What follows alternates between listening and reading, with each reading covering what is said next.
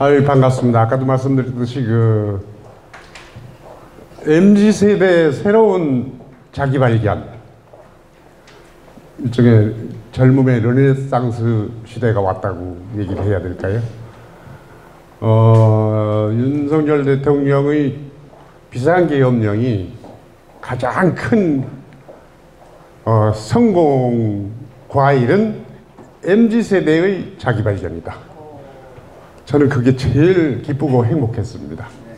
오늘 여기서 이승만 통일학교, 이승만이 만든 나라 북한에도 만들자, 이게 이해란 박사님하고 이승문 교장 선생님 모토와 같이 거기에 함께 합류하신 여러분께 정말 감사와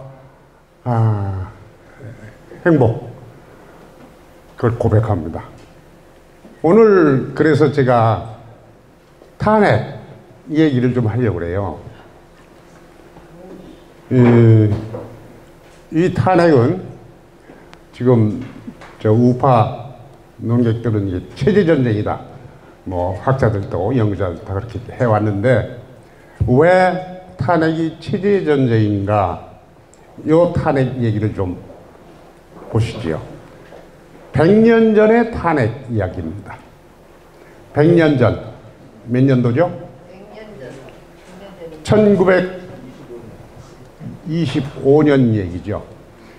금년이 2025년 있잖아요. 100년 전이면은 1925년이죠. 바로 1925년 3월에 있었던 탄핵 이야기. 100년 전 1925년 상하이에 있었던 대한민국 임시정부 초대 대통령 이승만 탄핵. 어떻게 그때 탄핵이 어떻게 이루어졌느냐? 3월 18일 임시정부 국회에서, 임시정부 국회를 의정원이라고 그랬죠, 그때는. 임시정부 국회에서 18일 날 발의 결의를 하고 21일 이승만 대통령 면직 하와이로 통보를 보냈어요. 지 멋대로 대통령은 하와이에 있어. 이게 100년 전 탄핵 절차였습니다. 우린 이번에 윤석열은 굉장히 시간이 많이 몇 달 걸렸죠. 100일이 넘었지. 여기 사진, 이 사진은 1921년 1월 1일 신년 할애, 새해 이승만 대통령, 임시정부 대통령이 드디어 상하이에 오셔서 신년 할애 겸 환영식을 벌인 사진인데, 태극기 위에 대통령 이승만, 양쪽에 환영 이렇게 써 있고요. 태극기가 다 굉장히 크죠. 그 앞에 꽃목걸이, 하와이안 레이 같은 그걸 걸고 있는 분이 이승만이고, 양쪽에 안창호와 이동희 씨가 있습니다. 이동희 씨는 국무총리였죠. 대통령은 이승만이고, 안창호는 내무장관인가? 노동장관인가? 3월 19년, 자, 이 탄핵이 일어나기까지 임시정부가 상하이에서 처음 출범한 게 언제죠? 1919년 3월 1일 3.1운동이 나고 나서 한 달 뒤에 4월, 그래 처음 상하이의 젊은 청년들이 임시정부를 만들었어요. 그리고 9월에 여기저기 7, 8군데 생긴 임시정부를 통합해가지고 통합 임시정부가 출범한 것이 9월 11일이죠. 그리고 이승만이 중국에 간 것이 그 다음에 겨울이었습니다. 그런데 3월 1일 만세운동이 서울과 전국에서 났고, 1919년 기민년에 서울에서는, 한국에서는 3일 만세운동이 일어났고, 소련의 모스크바에서 같은 시기 커민테른이 출범합니다.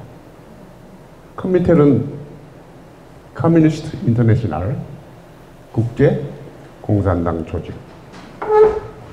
공산당 국제당을 만든 거예요. 전 세계 노동자여 단결하라. 전 세계를 하나의 공산당으로 만들자. 그럴 때 전 세계 공산당을 지지하는 사람들이 다 호응하죠. 그래서 각국의 공산당이 만들어지기 시작하는데 그걸 총괄하는 기구가 커민테른입니다. 그래서 커민테른에 뭐가 생기느냐? 우선 우리 아시아 쪽에 해당하는 걸 보면 극동 쪽에 일본국, 중국 담당국, 그리고 고려국이 생겨요. 소련에서는 조선반도를 고려라고 그랬어요. 그런데 고려국은 일본이 먹었으니까 일본한테 뺏겼죠, 러시아가. 조선 반도 안에 고려국을 만들 수가 없어. 그러니까 어디에 만들어요? 상하이에 있는 임시정부. 거기에 대한민국이라는 이름만 있는 나라지만 상하이 임시정부를 먹어야 돼. 그래서 고려국을 만들었어요. 그리고 일제 치하의 조선 반도 침투해서 공산당 조직하고. 여기 오른쪽 꼭대기 사진이 레닌과 스탈린, 그 밑에 코스염을 기른 사진은 한국분입니다. 누구죠? 네? 이동휘, 성제 이동휘 장군이죠. 스스로. 이분은 시베리아로 망명을 갔다가 러시아에서 레닌 혁명이 1917년에 성공하는 걸 보고 그 커민테른 국제공산당 조직원이 공산당 조직 활동을 좀 파견이 되죠. 그때 성제 이동희는 한국 사회당을 첫 공산당을 만든 거예요. 1918년 3.1운동 일어나 1년 전, 러시아 혁명 1년 뒤. 그러다가 상하이에서 1919년 9월에 임시정부 다 통합하자. 러시아에는 노령정부라고 그래야죠. 임시정부가 3월 18일 날인가 그것도. 3.1운동 일어나자마자 3월 18일 날 거기 제일 먼저 생겼고, 임시정부가. 여기저기 생기는데 서울, 당신 한성이라고 그랬어. 그때까지도 한성이야. 한성에서 임시정부가 생깁니다. 그거는 4월 23일이에요. 중국 상하이에서는 4월 11일, 13일. 여기저기 생기는데 가장 큰 임시정부가 한성 임시정부, 노령, 러시아 임시정부, 상하이 임시정부였기 때문에 통합하라. 그래가지고 통합을 해서 9월달에 출범할 때에 상하이 임시정부는 제각각 다 이승만을 국가대표로 추대를 했는데 통합 임시정부 대표도 이제 이승만을 세워야 돼요. 이승만을 세우고 싶지 않아도 거부할 수가 없어. 당시 밸류가 그랬어요. 메인 밸류가 뭐예요? 인간의 크기죠. 그때의 이승만은 통합 임시정부를 어떻게 구성할 것인가 서로 싸우고 있을 때, 러시아 쪽, 중국 쪽, 서울 서로 싸우고 있을 때 이승만이 한성 임시정부 체제로 하지 않으면은 나는 안 하겠다, 참여 않겠다. 이래가지고 상해 임시정부, 9월에 출범하는 임시정부는 4월 23일 서울 한성에서 설립했던 한성 임시정부의 헌법, 임시정부의 조직 그대로 채용했습니다. 또 그럴 수밖에 없었고, 그런데 그 4월 23일 한성 임시정부, 세워진 임시정부에 대해서 아시는 분? 그거는 이제 한성에서 4월 23일 임시정부 만들 때 대표가, 정부 대표가 상하이에서는 국무총리라고 그랬고, 노령에서는 대통령이라고 그랬나? 거기도 국무령이라고 그랬나? 근데 서울에서 임시정부 만드는 사람들은 집정관 총재라는 이름을 썼어요. 이승만은 집정관 총재. 상하이에서는 국무총리. 뭐 이랬었는데 아무튼 9월 12일 통합할 때는 이 한성 조직을 그대로 해야 되니까 집정관 총재 이승만. 근데 집정관 총재는 이거는 로마도 아니고 좀 이상하지 않냐 그래가지고 이 국무총리로 통일하자 그래가지고 국무총리로 통일을 했는데, 이승만은 미국에서 나는 The President of Korea, 영어로 명함을 만들어야 되는데 집정관 총재로 할 수가 없잖아요. 알 수 있는 거는, 전 세계가 알 수 있는 거는 The President of Korea. 그러니까 상하이에 있는 안창호다 신채호대 사람들이 반대를 했어요. 아니 국무총리라고 우리가 그랬는데 왜 대통령이냐. 이승만은 대통령이라고 그래야 나라의 대표라고 했어요. 전 세계가 금방 안 나와. 그런 식의 시비도 있었죠. 어쨌든 다시 화면으로 돌아와서 9월 10일 출범한 대한민국 임시정부, 통합 임시정부죠. 대통령은 이승만, 국무총리는 이동희. 대통령은 미국식 민주주의 신봉자, 자유민주주의자, 기독교 신자 이승만이고, 국무총리는 한학 공부한 의병 서구식 교육을 받지 않은, 그러다가 러시아에 가서 레닌 혁명에 반해가지고 한국사회당이라는 첫 공산당을 만든 이동희 씨입니다. 그러니까 대통령과 국무총리가 이념상으로는 정반대죠. 그래서 일종의 좌우합작 정부예요. 처음 출발부터가. 임시정부는. 이것이 제가 말씀드리는 탄핵 체제 전쟁 출발입니다. 임시정부, 대한민국은 임시정부가 출발할 때부터 좌우 싸움으로 시작된 나라예요. 긴 얘기를 줄여가지고, 모스크바 레닌의 커민텔은 거기에서 그 약소 민족대회를 개최하죠. 전 세계. 스탈린이 민족상입니다. 레닌 정부의.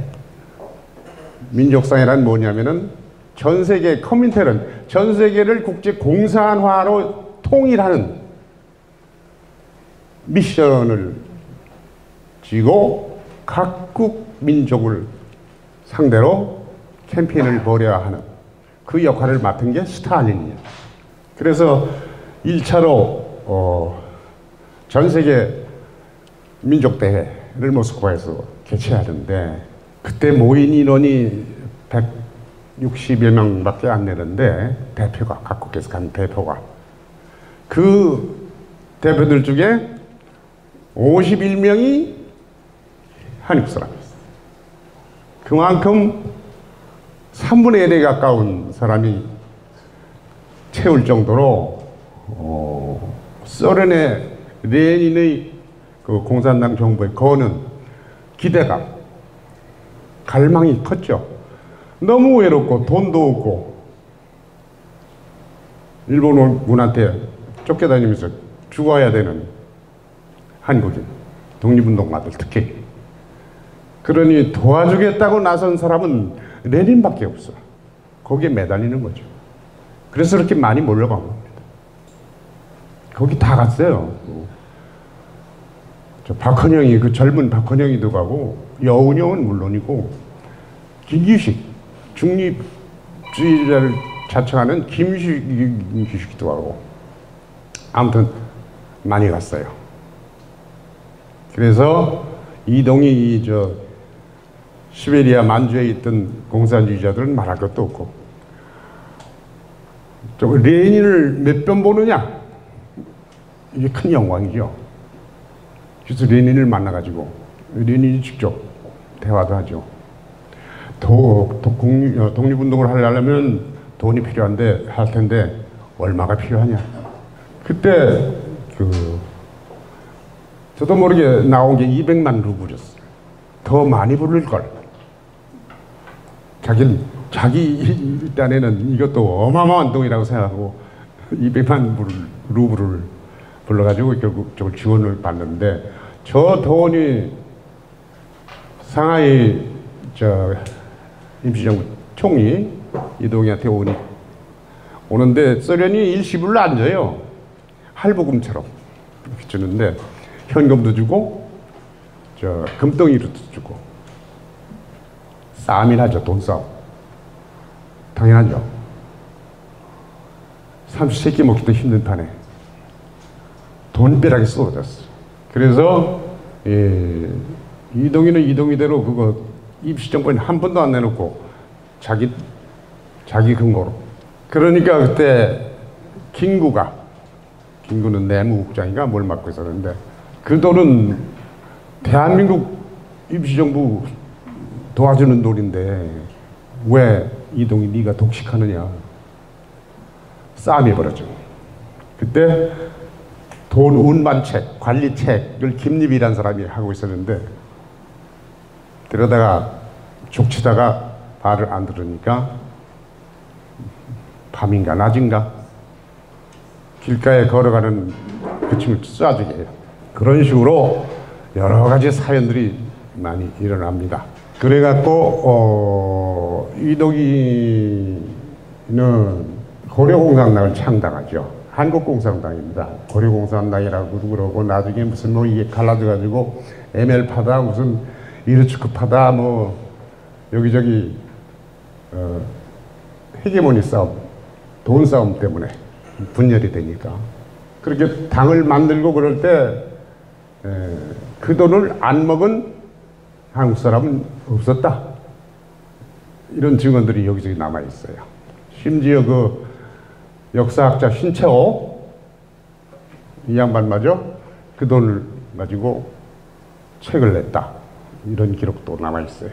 자, 그런데 이승만이라는 양반은 대통령인데 상하이에 나타나질 않아. 그러니까 임시정부 사람들은 와라 상하이에 빨리 와라. 그 사람들이 이승만이 빨리 오기를 기다리는 이유는 돈 때문입니다. 미주 동포들이 걷어주는 애국 성금 이걸 좀 모아가지고 와서 돈 좀 주라. 그 얘기입니다. 그런데 이승만은 그만큼 돈이 없어요. 그리고 또 상하이에 있는 이승만을 지지하는 사람들은 오지 마시오. 박사님 오시면 죽습니다. 또 어떤 사람들은 안 오는 게 좋은데 올 테면 돈을 가지고 오세요. 돈을 안 가져오면 봉변 나갑니다. 아무튼 가지각색인데 왔어요. 이승만도 오고 싶지 않았는데 왔어요. 이승만이 왜 오고 싶지 않았을까요? 임시정부는 임시정부 맞는 걸로 오케이. 그 상하이에서 하는 꼴을 보니 거기 가고 싶은 생각이 전혀 없어. 왔는데 중국 옷 입고 상하이까지 호놀룰루에서 배를 타고 상하이까지 한 달 동안 항해하는 이야기는 많이 아시죠? 중국 가는 화물선 배 밑창에 그 시체 창고에 숨어서 갔다는 이야기. 그렇게 상하이에 갔는데 상하이의 좌파들, 고려공산당을 비롯한 좌익들, 이동희파 목적은 이승만을 상하이에 불러다가 없애버리자. 그거였어요. 그리고 이동희는 이승만한테 날이면 날마다 전라대입니다. 대한민국 임시정부 체제를 레닌의 소비에트 체제로 바꿔라. 이승만은 자기 정치 철학을 계속 주장하고 설득하고 이런 세월이 계속되죠. 그러다가 이승만 암살 기도 사건이 몇 번 나요. 그거는 상하이 임시정부를 배격하는 독립운동가들, 북경에 모여있는 박용만, 신채호 이 패들이 이들은 무력 투쟁 독립론 아니면 무정부주의자들이에요. 단재 신채호가 무정부주의자라는 걸 여러분 잘 아시죠? 이 사람들은 이승만이 여기 상하이까지 왔으니 없애버려라. 몇 번 남살 시도를 해요. 이승만은 하와이로 가버립니다. 가기 전에 한 연설들이 많아요. 하와이로 가고 나니까 이 사람들이, 여기 상하이 사람들이 닥쳤던 개죠. 돈도 안 내놔. 이동희는 이승만이 하와이로 가기 전에 먼저 총리직 던지고 러시아로 가버리고, 이런 미국 개 같은 대통령 밑에서는 일 못하겠다. 그리고 사표를 갔어요. 상하이에 누가 있느냐? 나머지 동주운동가들이라고 있는데 뿔뿔이 흩어지게 되죠. 구심점이 없어져 버리니까. 그때의 공산당이 커민테른이 레닌의 국제공산주의 캠페인 실무자들, 전위대들이 이거 빨리 임자 없는 떡 먹어야지. 어떻게 먹느냐? 탄핵운동을 벌이는 거예요. 조직부터 와해시켜야 되잖아요. 그래서 이승만 탄핵운동부터 한 3, 4년에 걸친 긴 이야기를 확 줄여서 3월 25일로 가봅시다. 어떻게 하느냐 하면은 두 패가 나타나. 하나는 창조파, 하나는 개조파인데, 창조파는 뭐냐면은 지금까지 있었던 대한민국 임시정부 이걸 다 백지화시키고 새로 만들자. 그게 제일 빠르잖아요, 공산하는데.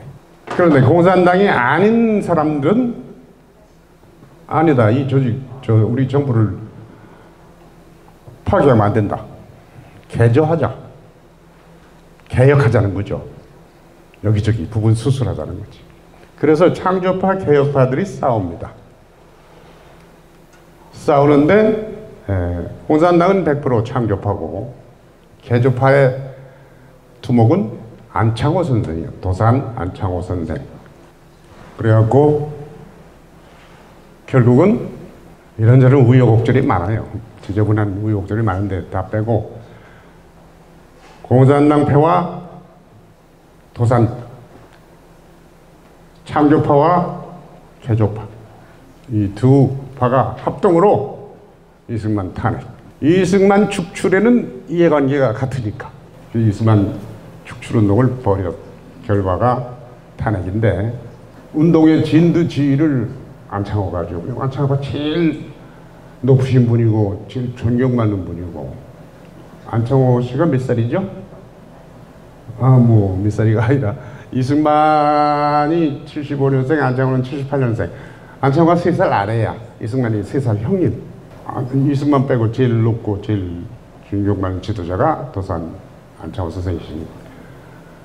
도산 선생한테 계속 졸라가지고 도산이 진두지휘를 하고 오케이 안 돼 뭐 이렇게 진행하는데, 다 좋은데 헌법 개정하는 거,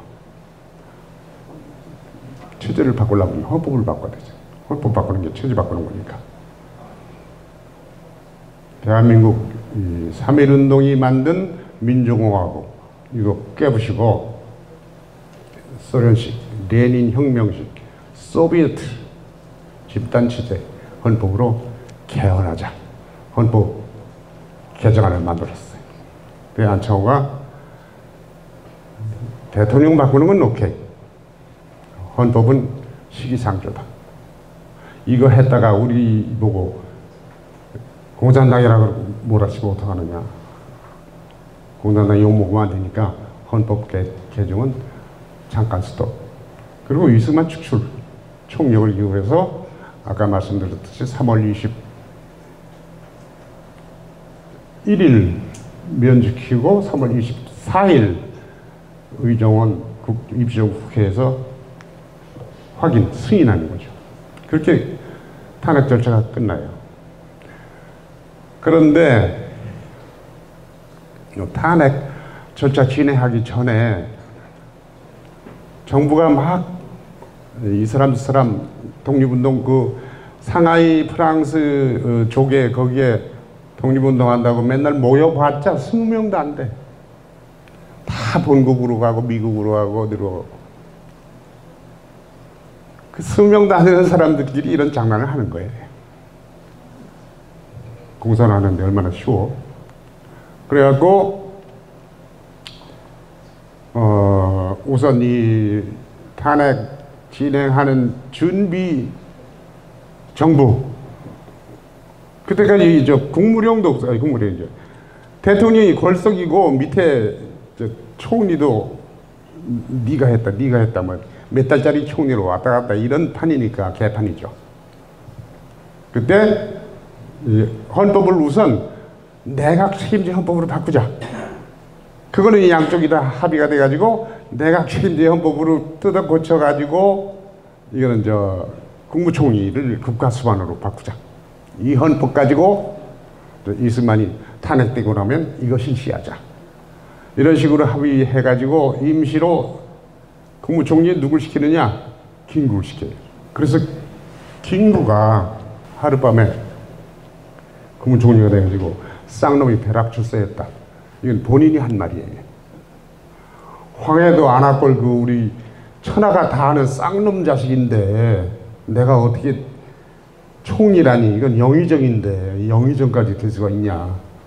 이렇게 망설이고 망설였다는 얘기를 써놨어요. 그러나 세상 살다가 이런 천지개벽이 어디 있습니까? 개천에서 용이 났지. 덥석 국무총리가 되죠. 그래가지고 김구를 앉혀놓고 이 탄핵안을 진행시키는 거예요. 안창호가. 그래서 탄핵 절차가 끝나고 나니까 그제서야 헌법 개정에 들어가. 진짜 헌법 개정안을 고려공산당이 딱 준비한 걸 내놓고 도장 찍어. 김구가 거기 도장 찍는 거예요. 근데 김구의 역할은 이승만을 탄핵시키는 거 오케이. 헌법을 소비에트식으로 집단지도체제로 개헌하는 거 오케이. 이 도장 찍는 역할을 맡았던 거예요. 그때.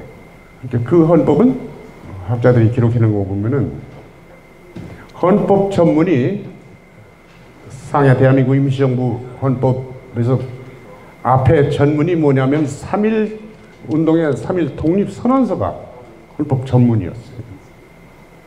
그리고 제1조, 제2조 이렇게 들어갔었는데 소비에트식으로 소련식으로 헌법을 딱 바꾸면서 그런 거 다 날아가죠. 3.1 운동이 뭐야? 완전히 쉽게 말해서 소련 공산당 헌법 그대로 그 카피가 대한민국 임시정 헌법으로 들어앉는 겁니다. 대한민국은 3.1 독립운동이 만들자고 외치고 자기들 이상대로 한껏 부풀었던 자유민주주의 대한민국 민주공화국 헌법은 그걸로 막을 내렸습니다.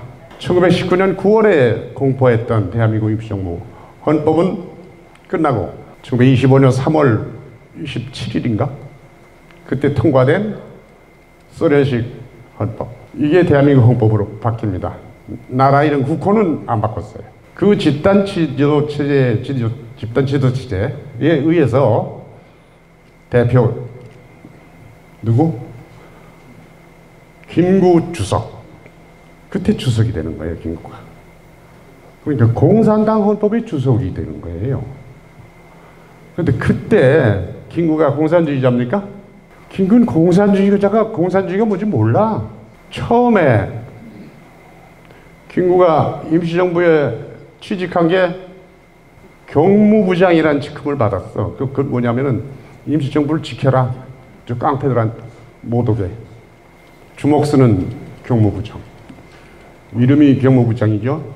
직함은 근사한데 사람도 없어. 김구 혼자 몇 명 가까워. 요새 연예인들 매니저 많잖아요. 로드 매니저. 로드 매니저가 뭐예요? 운전기사 아닙니까? 똑같아요. 경무부장인데 문지기. 저 임시정부 사무실 문지기. 그러던 양반이 드디어 주석까지 됐어요. 국가주석.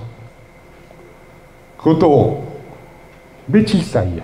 아마 이 기네스북 초고속 승진이에요. 출세. 이러는 소동에 이승만은 뭘 하고 있었나? 하와이에서 이 말이 탄핵이지. 그때는 탄핵이라는 말을 안 쓰고 면직이라 그랬는데 서울 경성, 이제 우리말로 한성 난리가 났죠. 하와이 난리가 났죠. 이 소식들. 그래가지고 여러 가지 경고문, 무슨 선언서, 이 임시정부 때려잡자는 정신 차리라는 이런 게 많이 나옵니다. 이승만은 껄껄 웃어요. 저 애들 장난도 아니고 뭐 하는 거냐? 껄껄껄. 그러면서 이승만은 대통령령을 선포합니다. 대통령은 나다. 임시정부는 앞으로 이렇게 단합해서 독립운동을 잘해라. 이런 대통령령을 선포합니다. 그런데 이 고려공산당이 한창 난리치면서 임시정부를 뒤흔들 때 상하이에 왔다가 이동희한테 빨갱이 하자는 닭다를 시달리다가 미국에 갔던 이승만은 다음 해 3월 자기가 발행하는 잡지, 태평양 잡지에 공산당의 당부당이라는 논문을 발표합니다. 한마디로 공산당에 마땅한 것은 이거고 부당한 것은 이거다. 당부당. 옳은 것과 그른 것. 그것을 발표했는데 공산당에서 취할 만한 건 단 한 가지. 평등주의. 이거 하나 빼놓고 나머지는 전부 부당하다. 제가 제목만 썼어요. 한번 읽어보자. 여러분 다 읽어보셨나? 공산당의 당부당. 첫째, 재산을 나누어 가지자 함. 재산을 나누어 가지면은 처음에 나누어 가질 땐 좋은데 그 다음부터는 전부 다 빈자털이 가난뱅이가 될 것이다. 재산 만들어도 다 나눠주는데 누가 돈을 벌고 재산을 만들어? 전 국민이 가난뱅이가 될 것이다. 두 번째, 자본가를 없이 하자 함. 자본기급이 원순위, 반동이고 이거 다 때려잡자 그러는데 자본가가 없어지면은 국가 발전을 누가 시켜? 정부 예산은 어디서 나와? 가난뱅이들이 무슨 새 문물을 들여올 수가 있어. 개발할 수가 있어. 장사를 할 수가 있어. 어떻게 돈을 벌어? 나라가 빈국이 될 것이다. 세 번째, 지식인을 없이 하자. 2천만 동포가 다 문맹, 바보가 되라는 말이구나. 그 다음에 종교를 혁파하자. 원시인, 야만인이 되자는 얘기로구나. 마지막으로 정부도 군사도 없이 하자. 정부, 마르크시즘이 주장한 게 국가 소멸론이잖아요. 공산주의의 가장 마지막 단계, 이상적인 단계는 국가가 소멸한 세계. 하나의 공산당이 지배하는 유토피아. 이게 마르크스 공산주의 시대의 만화 거짓말이죠. 이건 공상도 아니고 망상도 아니고 이건 미친 광상. 잠자는 면서 잠꼬대 하는 거죠. 근데 그렇게 복잡하고 어렵다는 마르크시즘, 공산주의를 언제 연구했길래 이렇게 핵심만 콕콕 집어서 비판할 수가 있을까요? 이승만이라는 사람이. 이걸 비판해놓고, 이승만은 태평양 잡지, 태평양 주보, 월간지, 주간지를 발행하는데 태평양 잡지에 이 공산주의 비판을 계속 연재합니다. 매달. 공산주의는 이런 거다. 이래서 안 된다. 투쟁 방법이 이건 폭력주의다. 이거는 반인류, 인간의 적이다. 계속 교육을 시켜요. 반공교육을. 1923년이면 이승만이 몇 살 되죠? 48. 50이 다 됐네. 그래서 이승만은 선지자라는 말을 듣는 겁니다. 너무나 빨리, 너무나 어렵고 복잡한 걸 너무나 쉽고 간단하게 다 알기 쉽게 풀어놓은 공산당의 당부당.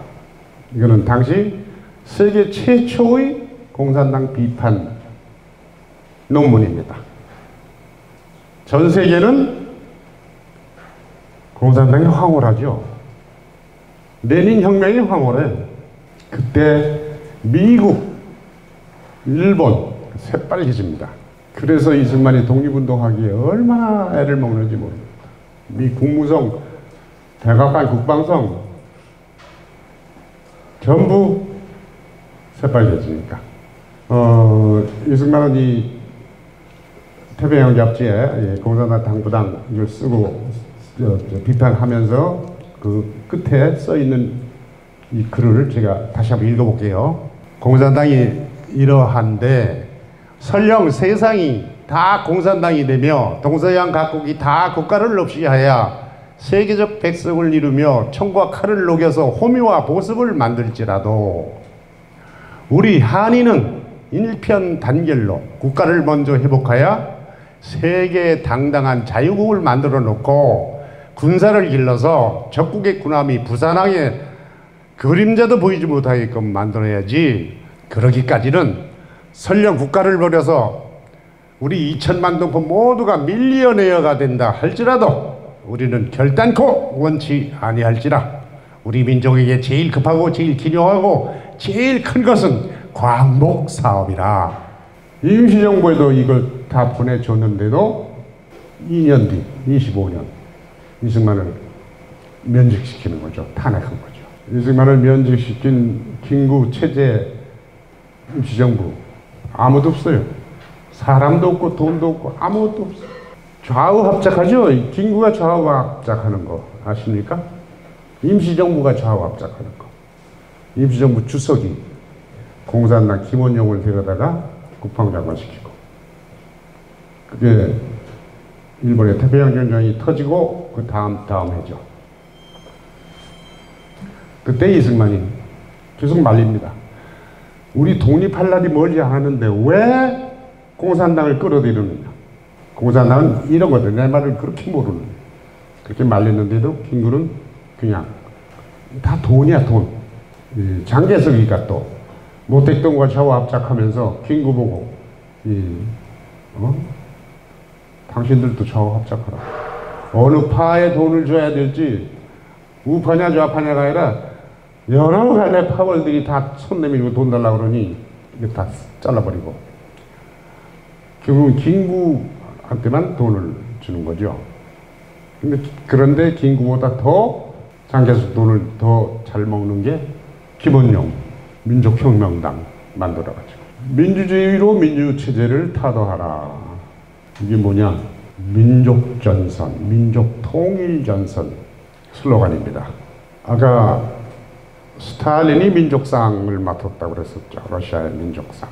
소비에트 러시아의 각국의 정권을 탈취하는 방법. 민주주의, 민족통일전선. 바로 그겁니다. 100년 전 얘기예요. 100년 전부터 민주주의, 민족통일전선. 이 그물이 전 세계 곳곳에 다 쳐집니다. 우리는 그때부터 지금까지 오늘날 이 순간까지 민주주의, 민족통일전선 그물에 매여서 끌려가 다니고 있어요. 윤석열 탄핵도 그 하나죠.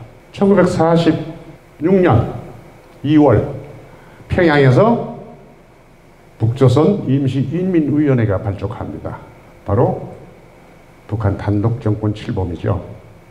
스탈린은 전 세계를 민주주의 민족 통일 전선으로 공산화시켜 나가는 스탈린은 8월에 일본에 선전포고 하자마자 북한부터 진격하죠. 만주, 북한.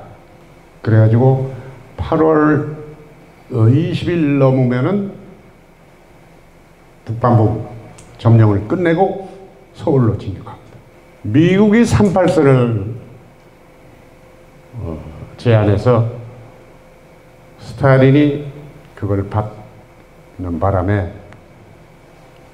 남한은 지켜졌습니다.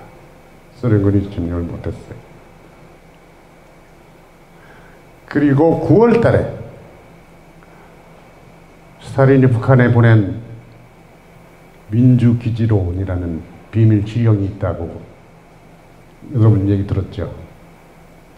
그 문서를 보면은 바로 민주주의 민족전선, 통일전선으로 빨리 소비에트 사업을 완성하라. 그런 지령이 한마디로 공산화 완성입니다. 그 결과로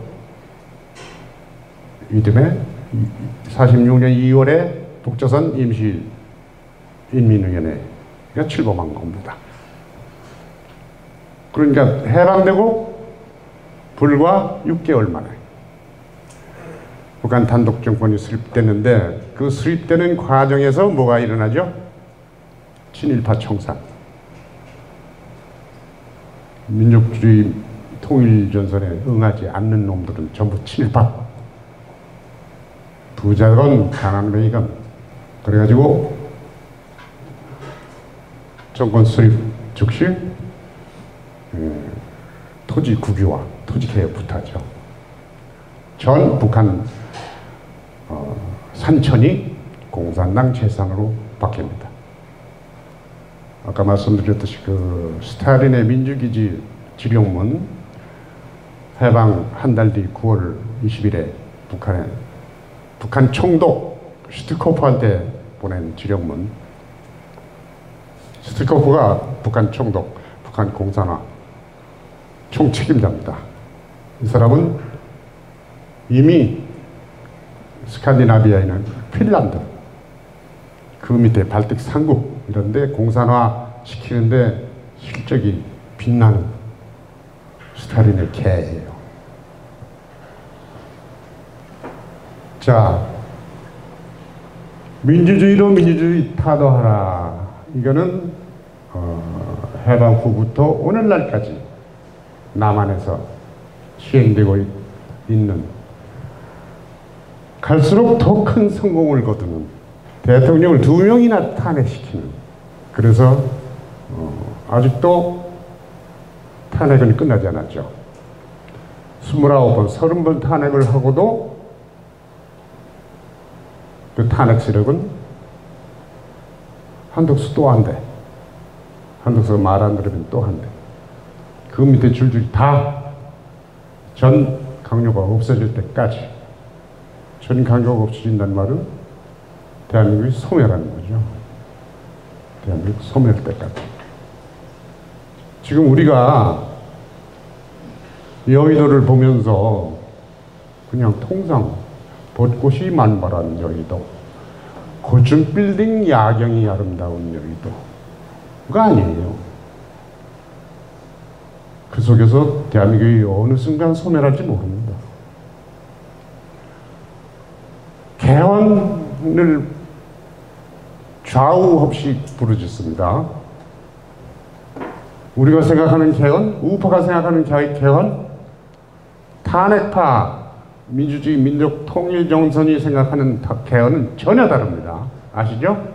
괜히 우파 언론들이 앞장서서 이 제왕적 대통령 때문에 부작용이 크고 뭐 민주주의가 역주행하고 이딴 소리들을 해요.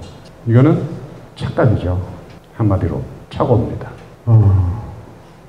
오케이, 개헌하자. 그래가지고 개헌에 나섰을 때 친북 친중 세력이 내놓는 개헌안은 어떤 개헌안이 될까? 상상만 해도 소름이 끼칩니다. 처음부터 돌진하지 않아요. 민주주의로 민주주의를 망가뜨려야 되기 때문에 모든 건 다 민주주의로, 법에 따라서. 그래서 국회에 얼마든지 개헌할 수 있는 개헌 세력을 확보하고 있으면서도 법에 따라서 법을 만들어냅니다. 법을 대량 생산하는 이유가 그거죠. 민주주의라는 탈을 끝까지 벗으면 안 되니까. 개헌에 함부로 손들었다가 큰 코 다칩니다. 큰 코가 아니라 내 재산, 내 생명 다 없어져. 대한민국은 완성된 국가가 아니에요. 이승만 대통령의 말입니다. 이승만 대통령이 뭐라고 그랬어요? 대한민국을 건국을 해놓고도 이 정부는 과도정부다. 왜 과도정부예요? 통일정부가 아니기 때문에. 북한을 통일하는 날 진짜 정부가 되는 겁니다. 이 제왕적 대통령 때문에 민주주의 피곤하다 어쩌다 악패가 많다. 이건 전부 심리전이에요. 이런 걸 사설 쓰고 논설 쓰는 사람들은 자기도 몰라. 실제로 이승만 박정희가 만들어 놓은 이 행복한 나라에서 살다 보니까 못 부리고 살고 싶거든. 국가 한보다 하는 게 지겨운 이 지식인들. 허영심에, 지적 허영심에, 관념적 허영놀이에 빠진 좌우 우왕좌왕하는 이 지식인들, 언론들, 엘리트들, 이게 SNS 세상을 만나서 어느 게 지식인 댓글이고 어느 게 코 묻은 초등학생 댓글인지 알 수 없는 SNS 세상.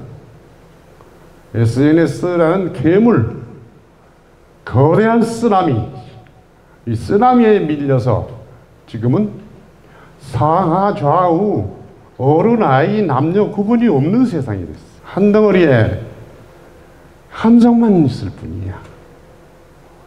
사방에서 몰아치는 태풍 폭풍만 있을 뿐이야. 이걸 누가 컨트롤할 거예요? 나라가 떠내려가는데 이걸 누가 붙잡을 거야? 강력한 리더십만이 가능하죠. 남북이 분단되어 있기 때문에 북한 체제가 1인 왕조 체제이기 때문에 군사 독자 체제이기 때문에 거기에 맞서기 위해서 남한은 민주주의로 하면 이긴다? 그렇게 말하는 사람들 많잖아요. 우리 교수님들, 이충근 박사님 빼고. 박정희, 이승만을 죽자고 죽이려고 하고 몰아내려고 했던 이유, 박정희를 암살까지 시킨 이유, 남한의 강력한 리더십은 있어서는 안 돼. 절대로. 그래갖고 어떻게 민주주의 민족전선이 활동할 수 있겠어? 어떻게 먹어? 공산을 어떻게 해? 그러니까 군사독재라는 용어로 박정희 정권, 전두환 정권을 몰아내는 심리전, 선전, 선동을 굳세게 해왔죠. 남한은 강력한 지도자가 절대로 나오면 안 되는 나라입니다. 나오면 탄핵해야 돼요. 북한을 김정일이를 죽이겠다고 미군하고 무슨 작게 무슨 50 몇 이런 식으로 군사작전까지 만드는 박근혜, 이 말이 앙뚜아네트로 만들어서 빨가벗겨서 죽였잖아요. 이게 누구예요? 박근혜를 그렇게 광화문내거리에서 온갖 추잡한 그림, 모형을 만들어서 능욕하고 추방한 그 세력이 누굽니까? 남한에 김정일을 죽이려는 사람이 대통령이 돼서는 안 되기 때문에 쫓아낸 겁니다. 그해 2016년 박근혜 집권하고 2년 반 뒤인가 국군의 날 10월 1일 계룡대 국군본부 거기서 국군의 날 파레이드가 있잖아요. 거기서 대통령 박근혜 뭐라고 연설했어요? 2016년 10월 1일 계룡대 연설에서 그랬어요. 김정은 북한 오래 못 간다. 북한 동포 여러분, 남한으로 오세요. 한마디로 이거예요, 요점이. 그달 10월 1일 국군의 날 연설이 끝나고 나서 10월 20 며칠인가 처음 박근혜 타도 봉화불이 올라갑니다. 서울 광화문 촛불 집회. 그리고 이듬해 17년 3월에 파면당하죠. 그 6개월, 5, 6개월 동안에 박근혜 추방 투쟁 거기에 멋모르고 부안이동한 사람들이 또 많습니다. 이승만 탄핵할 때 안창호가 앞장섰듯이, 김구가 뭣도 모르고 심부름했듯이, 그랬듯이 박근혜 탄핵, 윤석열 탄핵에 덩달아서 부안이동하는 자기 입속이 굴러 들어올까봐. 그건 어느 역사에나 다 있죠. 요걸 보여드리려고. 레닌이 말하기를 쓸모있는 바보를 찾아라. 쓸모있는 바보. 민족통일전선 공산화 전략에 공산화인 줄 모르고 가담해서 싸워줄 이용가치 높은 인물, 쓸모있는 바보. 그게 자기 살 길인 줄 알고 벌거보고 나서서 날뛰는 그런 사람들. 이번 윤석열 때도 몇 사람 봤죠. 지금도 대통령 출마한다고 나서가지고 날뛰더만. 안창호가 왜 이승만 탄핵에 앞장섰을까? 안창호는 이승만보다 3살 아래인데 미국에는 3년 먼저 갔어요. 1902년에 샌프란시스코로 갔어요. 이승만은 1905년에 갔고. 그런데 안창호는 이제 샌프란시스코, LA 거기에서 이제 기반을 닦아서 돈도 벌고 하는데, 이승만은 뒤늦게 하와이에 와서 교포사회 인기를 독차지하거든. 또 애국 성금도 이승만한테로 다 갔거든. 자기한테 얻은 것들이. 여기서 문제가 발단되는 겁니다. 평소에 또 하나는, 이거는 윤치호 일기에서 제가 읽은 거를 소개할게요. 아주 강한 지방색, 지방열이라고, 그때는 지방열이라고 표현하더라고요. 서북파와 기호파. 서북파는 서북 쪽에 있기 때문에 서북파가 아니에요. 왜 서북파예요? 관서지방과 관북지방을 통합한 명칭입니다. 관서는 평안도, 관북은 함경도. 이 서북파의 서름은 얼마나 큰지 한해 맺혔다. 윤치호 일기에 이런 말이 나와요. 외놈들은 불과 몇십 년 원수지만, 불과 몇십 년 전에 우리나라를 침략한 원수인데, 기호파는 경기도와 호서, 호남을 얘기하죠. 경기도, 충청도, 전라도, 이게 기호파라고 해요. 주로 경기도, 충청도.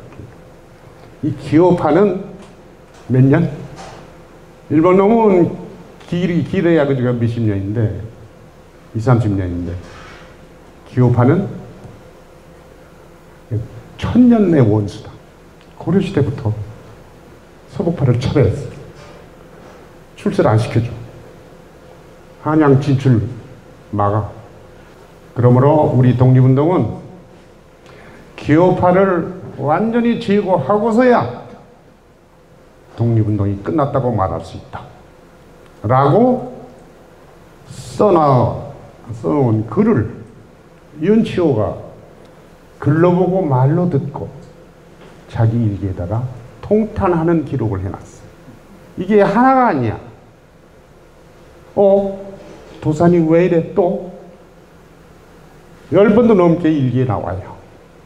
이것이 지금 이 인간이기 때문에 자기 고향에 대한 애향심, 이거는 어느 나라나 다 마찬가지죠. 한국만 그런 게 아니에요. 일본은 더 심해. 일본 명치시 도쿠가와 막부를 때려 부시고 천황을 데려다 놓고 청년들이 쿠데타를 일으킨 거 아니에요. 새로운 정권. 우리도 미국 같은 근대화하자. 그때 싸운 유신을 놓고 싸운 세력이 어디?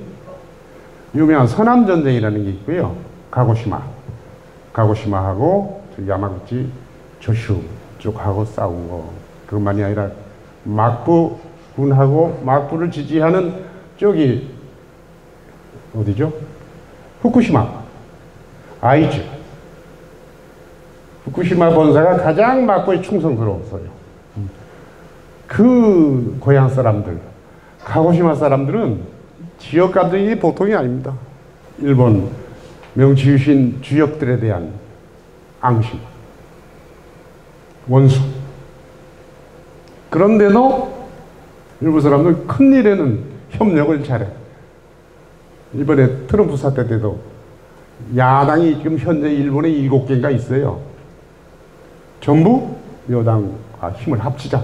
NHK 보니까 매일 그게 나와.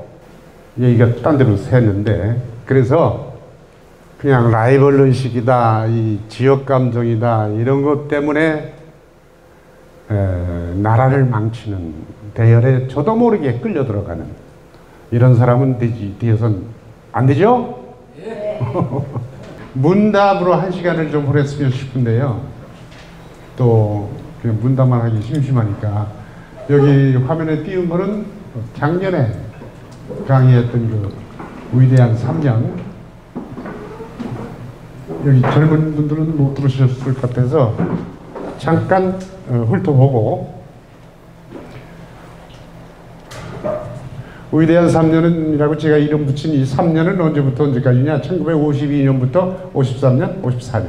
이 3년을 가리켜서 제가 이름을 붙였습니다. 위대한 3년. 왜 위대하냐? 첫째, 1952년 6.25 전쟁이 한창 판문점에선 휴전협상 그럴 때예요. 그때 부산 정치파동이 일어납니다. 그 부산 정치파동을 그동안에는 사람들이 아니라 소위 학자들이라는 또는 정치인들이라는 사람들이 부산 정치파동은 이승만이 대통령 해먹으려고 비상계엄 펴서 야당을 탄압한 사건이다.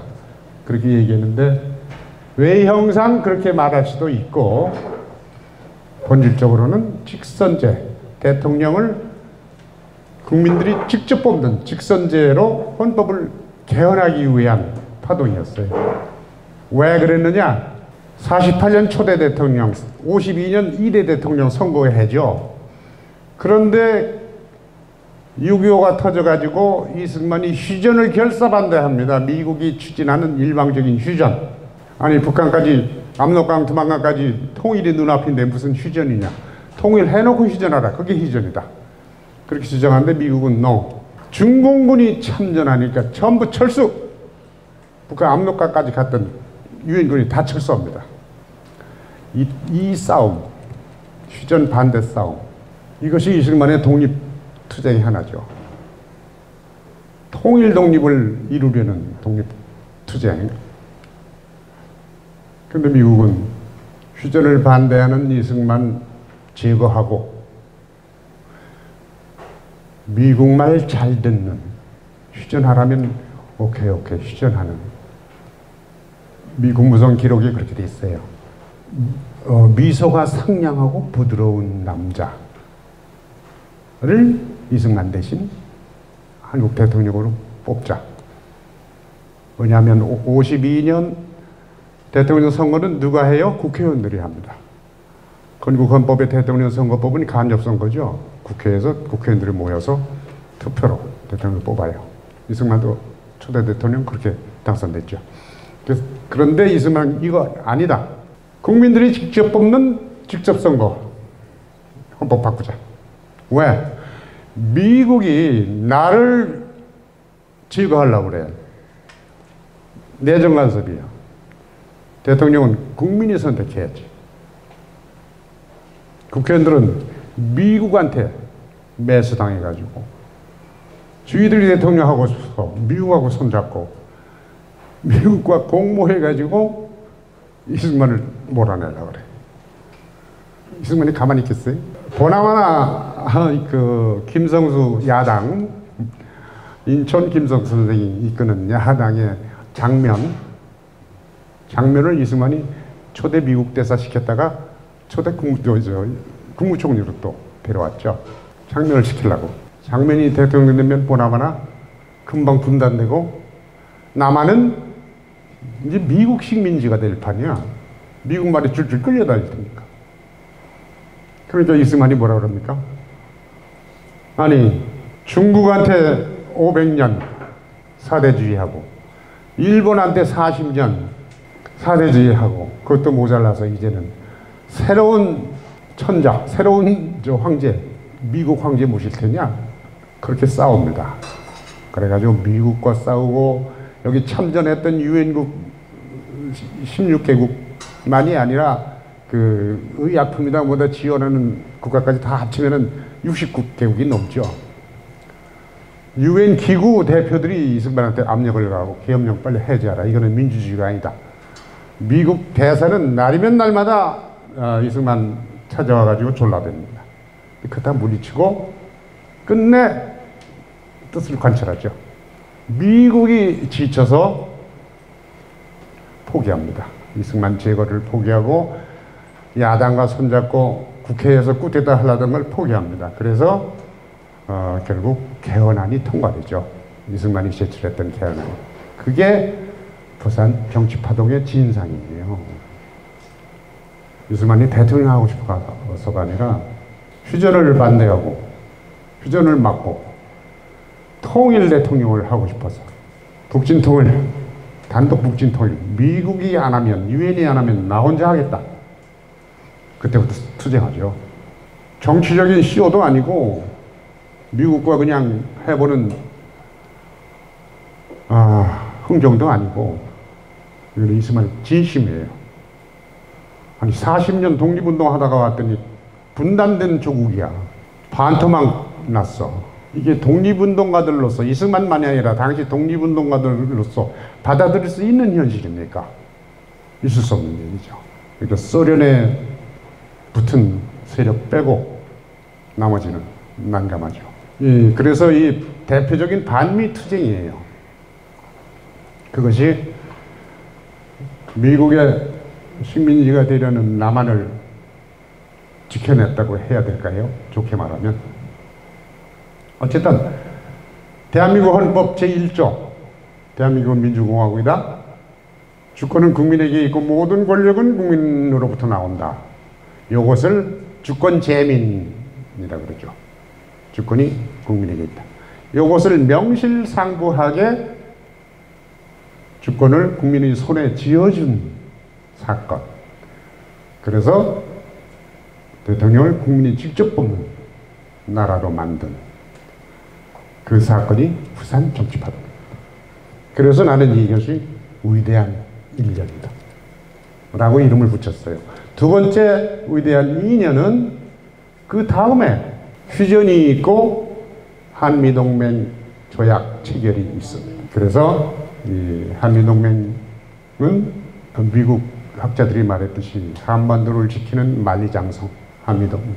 미국이 에버레디 플랜, 에버레디 언제든지 군대를 명령만 내리면 군인이 에버레디 이승만 제거 할 수 있는 군사작전까지 만들어서 제거를 하다가 결국은 반공포로 석방과 한국민의 강렬한 투쟁.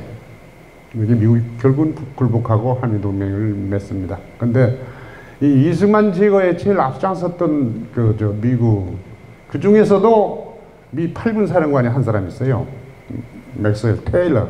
52년 부산 정치파동 이후에 부임해가지고 그 다음 해부터 있었는데 이 사람이 에버레디 군사작전도 만들었고 이 사람 아들이 있어요.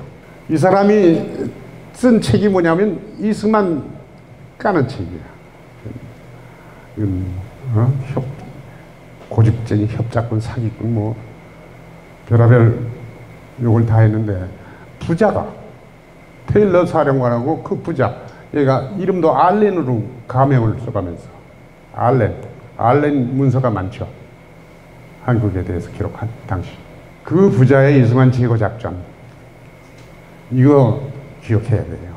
지금 탄핵을 당해가지고 한미 연합사, 한미 동맹군을 책임진 한국 측 장군들 하는 짓거리도 보세요. 야당 앞에 가서 징징 울고 나는 아니다. 미국한테 살려달라고 그러고. 세 번째 위대한 해 1954년 그거는 4.4.5입 개헌파동입니다. 4.4.5입 개헌파동은 11월 27일인가? 그때 통과됐는데 헌법이. 이때 새로운 헌법을 통과시켜요. 이승만이 새로운 헌법을 만드는데 왜 만드느냐? 경제조항 고치느라고. 건국헌법의 경제조항들은 전부 사회주의식, 공산주의식 통제경제예요. 대부분 국유화, 공유화, 국민 개인의 경제적 자유권 제한, 이 민간 기업들이 다 재산을 동원하면서도 보상 규정도 없어. 완전히 북한식이야. 그래서 이 국민의 경제적 이익, 경제적 자유권을 보장해주는 헌법으로 바꾸자. 그래서 이 몽땅 헌법 제6항인가 챕터 6인가 이 경제조항 여러 개를 전부 없애고 이걸 다 고칩니다. 자유시장 경제 체제에 맞는 조항으로 다 바꾸죠. 여러분이 늘 대한민국 그러면 자유민주주의, 자유시장 경제 그게 정체성이다 이렇게 외치는데 자유시장 경제가 실시된 것은 이때가 처음. 1948년 독립했을 때 경제는 국가 통제 경제예요. 자유시장 경제 아니에요. 건국하고 전쟁하고 나서 54년에야 겨우 자유시장 경제 조항이 헌법에 확립돼서 명실공히 자유민주주의와 자유시장 경제가 한 몸으로 새 출발하는 거죠. 그래서 저는 이것을 제2의 건국이다 그렇게 얘기합니다. 그런데 4.4.5입 개헌 그러면은 학자들이나 정치권이 조지는 건 뭐냐면 이승만 종신집권 개헌이다. 요 두 가지 그러니까 왜 4.4.5입이라는 이름이 붙었고 왜 종신집권을 헌법에 규정했을까? 이 개헌 때는 개헌한 것이 여러 개예요. 첫째, 국무총리제 없앴어요. 이건 불필요하다. 이거는 예산 낭비, 시간 낭비일 뿐이다. 국정 추진에 걸림돌밖에 안 된다. 욕상호 그런 능률화의 장애물 제거. 그 다음에 국민투표제. 국가 주요 사안에 대한 영토 변경이라든지 뭐 주권에 뭐 영향이 있는 조항 이런 문제라든지 이런 거는 전부 국민투표에 붙이자. 몇몇 국회의원이나 관리들이 했다가는 나라 망한다. 그리고 또 군사 재판의 간첩 사건 이런 것들이 민간이라도 간첩 사건 이런 건 전부 군법회의 해부하는. 이건 전쟁 사항이지 민간 인권 사항이 아니다. 그래가지고 그런 거 또 뭐가 있나. 아무튼 그러면서 경제 조항을 쫙 다 바꿨어요.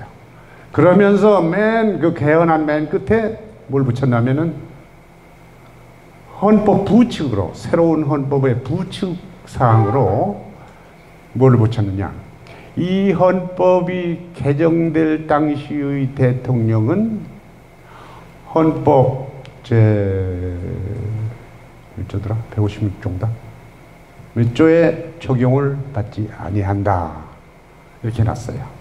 그 조항에 적용을 받지 아니한다. 이 말은 그 조항이 무슨 조항인가 하면 대통령 임기 제한 조항이에요. 대통령은 2번에 걸쳐서 연임밖에 못하게끔 해놨거든요. 2번만 할 수 있다. 3선은 안 된다. 근데 이 헌법을 바꾸면서 이 임기 제한을 없애버렸어요. 초대 대통령에 한해서만, 그러니까 이 개헌 때의 대통령한테만, 개헌 때의 대통령이 이승만이고, 이승만은 대한민국을 건국한 건국 대통령, 초대 대통령이고, 나이가 그때 몇 살? 1954년 75년생이니까 79세죠. 만 79세. 80세. 80세 노인네가 앞으로 4년씩 몇 번이나 더 할까? 고작 한 번 더 하면 끝이야. 한 번 더 하면 85세, 90세인데 이제. 그러니까 건국 대통령한테 대한 예우로서도 이건 합당하고 이 정도는 국민이 참을 수 있는 거 아니냐. 그래서 그 조항을 넣었는데 이 조항이 있다는 걸 밝혀지면서부터 야당은 난리가 났죠. 1년 가까이 정치판이 요란합니다. 이승만 독재자, 종신집권, 이거 왕이냐? 네가 왕이냐? 난리가 났어요. 그래서 이 헌법을 통과를 시킨데 국회 본회의에 붙여서 표결을 했는데 개헌선이 136명이 찬성해야 돼. 그런데 찬성자가 135명이 돼. 한 표가 모자라. 개헌에. 이때 등장한 변칙 사슬이 있습니다. 수학자를 데려다가 최윤재 교수라고 이 양반 데려다가 어떻게 하면 이걸 통과도 아니고 이거 불통과도 아니고 통과시키고 싶은 측은 통과시키고 싶고 반대 측은 이거는 끝난 거죠. 불통이지. 그런데 그 최인재 교수 아주 명안을 냈어요. 정확히 산술적으로 계산하면 개헌선을 필요한 3분의 2 선은 135.33명 넘습니다. 근데 인간의 몸을 0.33으로 나눌 수가 없지 않냐. 그러니 4, 4, 5 입하자. 4 이하는 4 버리자. 버릴 사자. 그래서 4, 4, 5 입을 했어요. 결과 0.333은 떨어져 나가고 남는 숫자는 135예요. 135표가 찬성했으므로 이 개헌안은 통과. 이렇게 이튿날 그 국회 부의장 누구지? 그 양반이 다시 내가 어제 이거 통과되지 않은 걸로 부결 발표한 거는 내 착각이었다. 135표도 통과된 것이다. 통과. 이튿날 이렇게 수정했어. 그러니까 어떻게 되겠어요? 다 뒤집어졌죠. 그러니까 경제개헌, 가장 중요한 경제체제를 바꾸는 이 경제개헌 문제는 어디로 도망가고 이승만 종신집권 문제만 반독재 투쟁, 독재자 추방 투쟁으로 변질돼 가지고 언제까지 이어져요? 4.19 때까지 이어지는 거죠. 그럼에도 불구하고 나는 1952년 부산정치파동 직선제, 53년 한미동맹, 54년 4.4.5 개헌, 이것은 이승만이 위대한 3년이다. 1948년에 미처 못다 했던 부족했던 건국의 기둥 주춧돌을 완성시킨 제2의 건국행위가 바로 위대한 3년이다. 그런 책을 써서 냈더니만 잘 팔렸어요. 7판까지 나갔어. 여기 오신 분들처럼 이승만 좋아하는 분들이 많이 사줘가지고. 자, 제 얘기는 여기서 끝내고 지금부터 얼마 안 남았지만 문답, 대화, 친교의 시간을 가집시다. 교수님은 그러면 그 4.4.5 개헌이 이제 절차적으로는 문제가 있었지만 그 개헌 내용을 보면 자유시장 경제를 제도를 처음으로 도입을 했고 여러 가지 좋은 것들을 했기 때문에 그것이 절차적으로는 약간 완벽하진 않았지만 하지만 그거에 불러온 결과로 인해서 이제 이 개헌이 위대한 개헌이다라고 말씀하시는 건지 아니면 4.4.5입이 이제 그게 수학적으로 맞기 때문에 이제 절차적으로 문제가 없다라고 보시는 건지 그게 좀 궁금했어요. 절차적으로 문제가 없다. 4.4.5 개헌에 전혀 문제가 없다고 그러냐? 네네. 문제가 없긴요. 그게 통상 정상적인 과정을 통해서 통과됐으면 얼마나 좋아요. 근데 그렇게 사람들이 그 노인들한테 인색해. 곧 죽을 노인이 대통령 한 번 더 하면 어때? 이제 이런 생각할 수가 있고. 그런데 이승만이 그랬어요. 56년에 출마할 때. 그러니까 3대 출마할 때. 그 54년에 임기조항을 철폐하고 또 출마할 수 있잖아요. 그래서 이제 56년이면 제3대 대통령 때. 제3대 대통령 때 이승만이 출마하기 전에 몇 년 전부터 출마 반대도 있고 이 기자들도 만날 때마다 출마할 거냐 묻고 그러니까 이승만이 성명을 내요. 나도 조지 워싱턴처럼 미국에 조지 워싱턴도 조지 워싱턴은 사람들 출마하세요 하는데도 NO 하고 물러났거든요.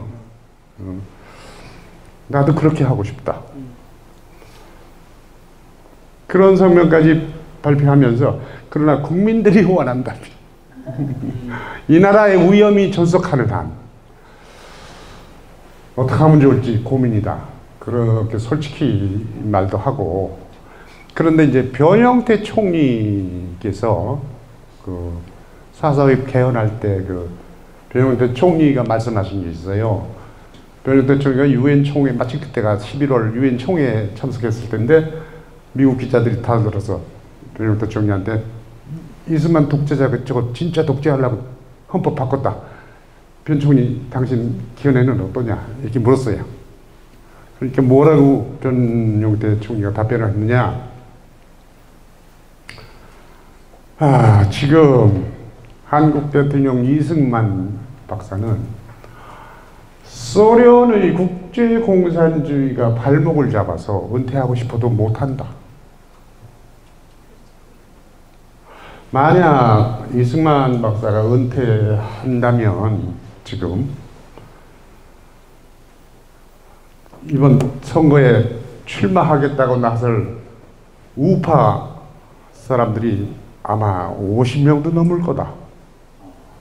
내가 대통령 하고 싶다고 하는 사람이 수십 명 나올 건데 그렇게 되면은 이 우파표는 그렇게 다 분산되고 좌파 누가 나올지 뻔한데 좌파 대통령이 될 가능성이 너무 높다. 그때 좌파로 떠오른 게 누구예요? 조봉암. 이건 질문 아닌데 이제 네? 이거는 질문 아닌데 저도 아까 듣고 4.4.5 개헌이 대해서 어떤 내용이 있는지 더 그런 경제적인 부분에서 더 들을 수 있어서 좋았던 것 같고. 그 국유와 공유와 이걸 없애고. 네네네. 이 토지나 뭐다 기업이나 증발할 때는 보상을 어떻게 해주고 뭐 이런 것들이 다 있어요. 그리고 네. 좀 무역. 기업들의 자유무역을 보장해줬어요. 그 전에는 기업들의 무역은 정부가 통제하게 돼 있는데 뭐든지 이제는 완전 개방. 이승만은 저 청년 시대부터 자유무역주의자예요. 독립정신 발전.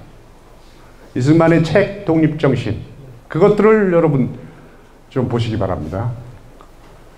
이승만은 처음부터 자유무역, 자유통상, 수출제일주의.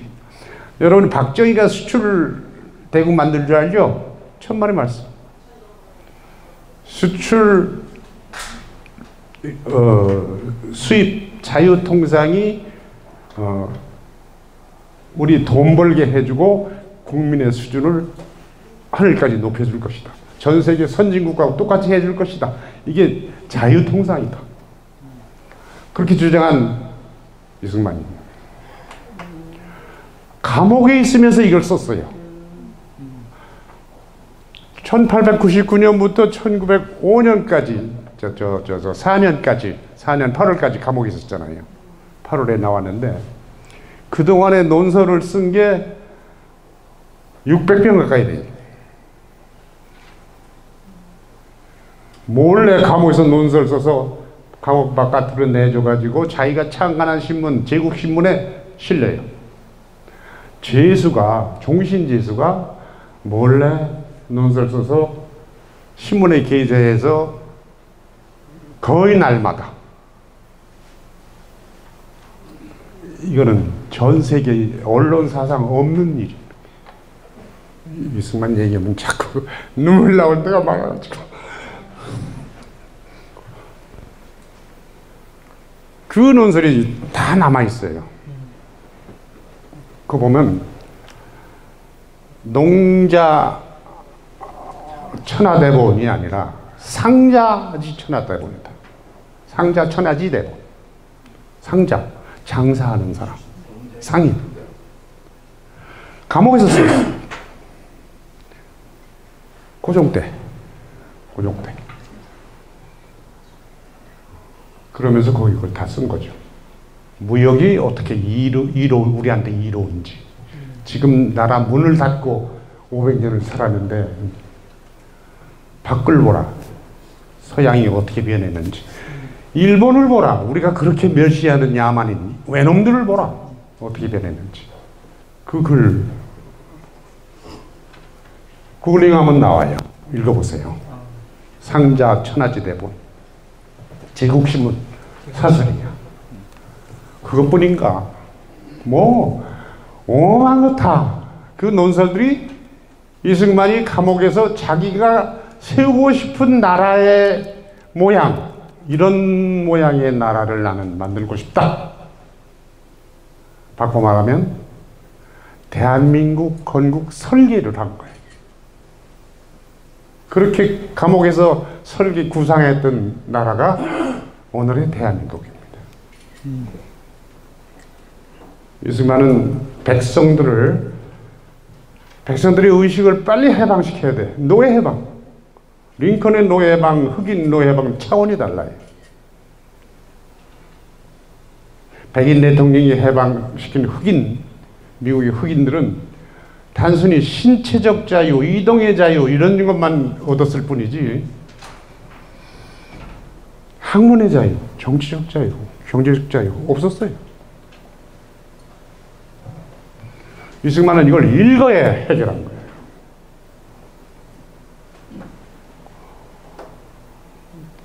링컨 차원이 달라요.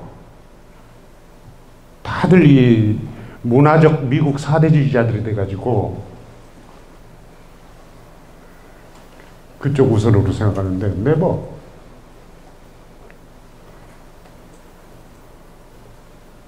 우리 MZ세대가 제2의 제3의 건국을 해야 돼. 제3의 대한민국 르네상스.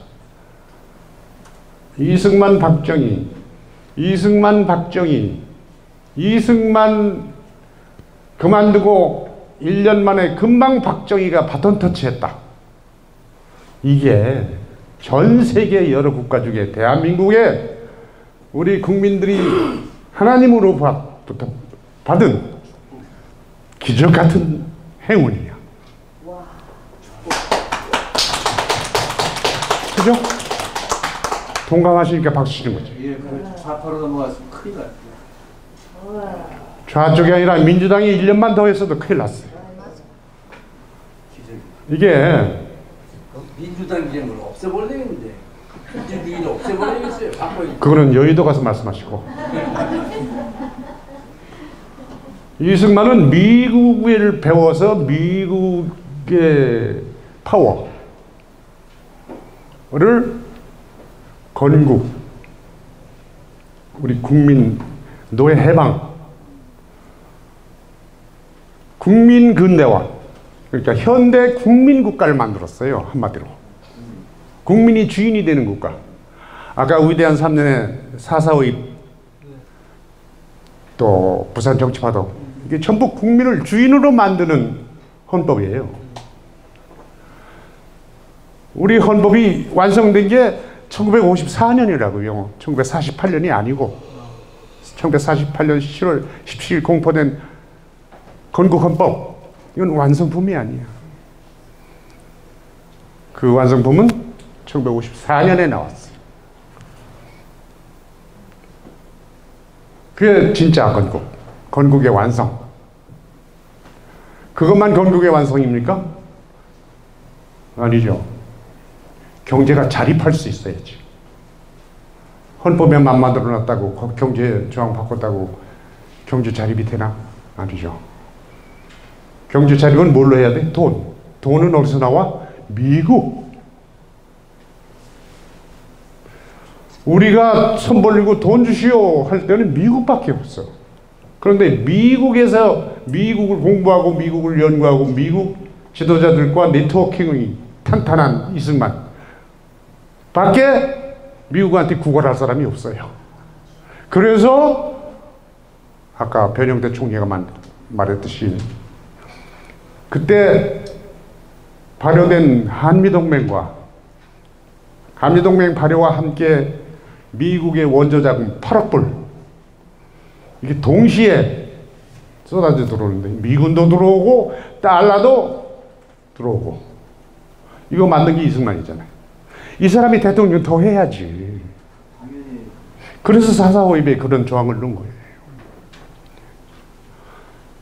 미군, 한미동맹에 따라서 들어오는 미군들 한미동맹 운영 체계가 정착될 때까지, 또 아제나와가 굴복해가지고 오케이 사인해서 들어오는 원조자금, 군사원조, 경제원조, 이 자금을 활용할 방법,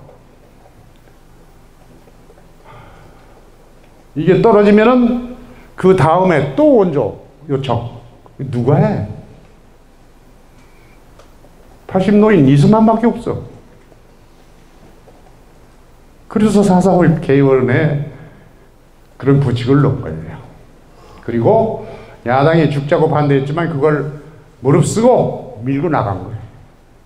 나라를 위해서. 정착시켜야지. 이승만이라고 아이고 이쯤은 나 할 일 다 했다, 편히 쉬고 싶죠. 안 그렇겠어요? 그런데 83세 때 생일날, 아직 12시도 안 됐다. 생일날을 맞아서 미국 통신사 UP 통신, INS 통신, 여기서 인터뷰를 한 게 있어요. 이승만은 미국 통신사, 미국 언론들하고 친해. 독립운동 때부터. 언론들한테 그냥 가서 매달려가지고 이것 좀 우리 주장 좀 써주십시오. 지금은 여기 한국의 우파 단체들도 다 그러고 있잖아요. 좌파 정부 밑에서 언론 자유가 없으니까.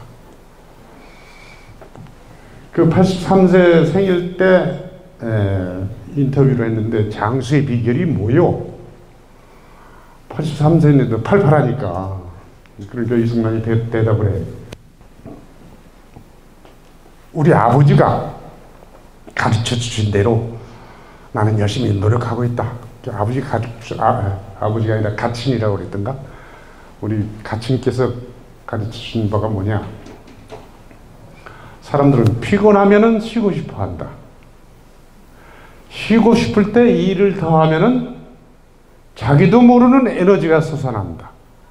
이게 아버지가 가르쳐 준 거래요. 네? 그래요? 이해가 가요? 아무튼 그런 식으로 얘기를 했고, 그래서 이거는 나의 노력만이 아니고 아마도 하나님의 가호, 은총일 것이다. 이것은 내가 감옥에서 실감한 거. 감옥에서 그런 고문을 받고 고독하게. 그리고 이 콜레라가 번져가지고 죄수들이 하루에도 몇 명씩 죽어 나가는데 그걸 다 이 선교사단들 약 얻어다가 뭐 얻어다가 붕대다 뭐다 다 얻어다가 이게 치료를 해줬는데 자기는 안 걸렸어. 콜레라. 그 고름도 다 만졌는데도 안 걸렸어. 이거는 분명 누군가가 나를 도와주신 거다. 하나님 감사합니다. 그런 기록을 다 해놨어요. 옥중 기록이 이승만의 옥중 기록은 이건 보물이야, 보물. 이승만은 기록의 왕이니까. 그렇게 건강 비결을 얘기하고 이어서 하는 말이 뭐냐? 지금 세상을 보니 남북 통일도 머지않은 것 같다. 하나님이 나한테 이렇게 건강이라는 은총을 주신 것은 통일을 보고 가라고 그러는 것 같다. 통일이 이루어지는 그날까지 나는 이 위험이 계속되는 한 우리 국민들과 함께 일하고 싶다. 그렇게 공개해요. 노골적으로 나는 더 대통령 할 거야. 국민들한테 발표하는 거예요. 근데 실제로 그때 새로운 위기 사태가 뭐였냐면은 조봉암. 56년 선거에 해보니까 조봉암이 210만 표를 얻었어요. 216만 표인가? 왜냐하면 신익희가 죽어서. 선거운동 중에 신익희가 죽었거든? 민주당 대통령 후보 신익희 후보가 죽었어요. 부통령 후보만 남았어. 부통령 후보는 장면 박사야. 조봉암은 무소속으로 출마한 대통령 후보예요. 근데 조봉암은 친북. 왜냐하면 그 조봉암이 발표한 그 평화통일, 그게 1900 휴전 다음 54년인가 55년인가 평화통일을 주장을 했는데 그 평화통일은 모스크바하고 북한, 평양, 북경, 중국 여기서 선전하는 거야. 한국은 평화통일을 해야 된다. 거기에 호응하듯이 조봉암이 평화통일을 발표했어. 그 평화통일을 발표한 글을 보면 뭐라고 되어 있느냐. 지금도 볼 수 있어요. 우리 정부 대한민국이 주장하는 북진통일은 북한과 중국, 소련 누구도 찬성 안 한다. 그러니까 북한, 중국, 소련이 수락할 수 있는 안은 평화통일밖에 없다. 그러니 우리도 평화통일 방안을 만들자. 그렇게 주장해요. 그걸 보고 세상이 깜짝 놀라는 거지. 아니, 이 사람 봐. 적군 주장하고 동조하라는 얘기잖아. 그래서 그때부터 진보당 수사에 들어가고, 이건 국시에 위반한. 아니, 우린 그때 제네바 회담이 있었어요. 아유, 그거 얘기하면 너무 길어. 아무튼 그래가지고 진보당 수사한 결과 간접들이 자금 제공한 거, 조봉암이가 북한에 자금 요구한 거, 그 교신 내용 이런 것들이 다 들통이 났어요. 그래서 사용된 거예요. 그런 이 평화통일을 주장하는 후보한테 200만 표가 넘는 표가 몰릴 만큼 이승만이 그래요. 아니, 아직도 우리 국민들은 용공분자들한테 인기가 좋은가? 놀래가지고. 그리고 또 하나 위기사항은 뭐냐면 대만의 금문도 포격 사건. 중공군이 대만을 흡수해야 되는데 금문도하고 또 하나 섬이 뭐지? 마저도 금문도와 마저도 그 섬이 중국 대륙에 붙어 있는 섬이에요. 그런데 대만 거야. 대만 섬하고는 100 몇십 킬로 떨어져 있는데 중국 본토하고는 몇 킬로밖에 안 떨어진 섬들이에요. 그 두 섬을 막 공격하는 거예요. 그러니까 이승만이 아니 저거 대만 먹으려고 저러니 대만을 본격적으로 전쟁이 나면 북한에 있는 중공군이 또 쳐내려고 한반도에 쳐내려고 남한에 이런 위기 상황. 또 하나 위기 상황이 뭐가 있었냐면 일본의 기시 노부유키 안신계 우리말로 기시 노부유키라는 새로운 수상이 등장해요. 언제? 1957년에. 기시 노부유키는 누군가 하면 A급 전범이야. 태평양 전쟁을 한 도조 히데키 수상. 그 밑에서 이 기시 노부유키는 무슨 뭐였지? 산업사인가 재정사인가 아무튼 경제 담당이었어요. 그런데 이자가 그 도쿄 전범 재판에서 증거 불충분으로 풀려났어요. 감옥에서 재판에서. 그러고는 어느새 수상으로 컴백한 거예요. 이것은 알고 보니까 일본 측 기록에 의하면 일본은 책 쓰는 분석가들이 많잖아요. 연구자들이. 거기에 의하면 미국의 극동정책이 바뀌어가지고 일본을 반공기지로 한국은 일본을 지키는 전방 고지 일본 중심주의로 바뀐 거예요. 그래서 재판받는 기시를 석방시켜가지고 일본 기록에 의하면 기시가 징역살이할 때 미국 CIA가 모든 비용과 정치 자금을 전담을 했대요. 그래서 컴백이 가능한 거예요. 그래서 컴백했어요. 수상이 됐어요.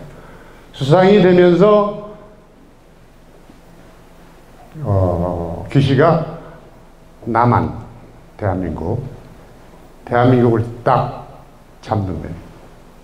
그때까지 한일회담은 기시가 수상되기 전까지 한일회담은 미국이 자꾸 푸시해서 마지못해서 하는 회담처럼 이승만은 대한민국 정부 수립 이후에 일본한테 뭘 요구했어요? 맨 먼저 요구한 게 뭐죠? 대마도. 네? 대마도. 누구예요? 대마도라고 말한 게 누구예요? 정답.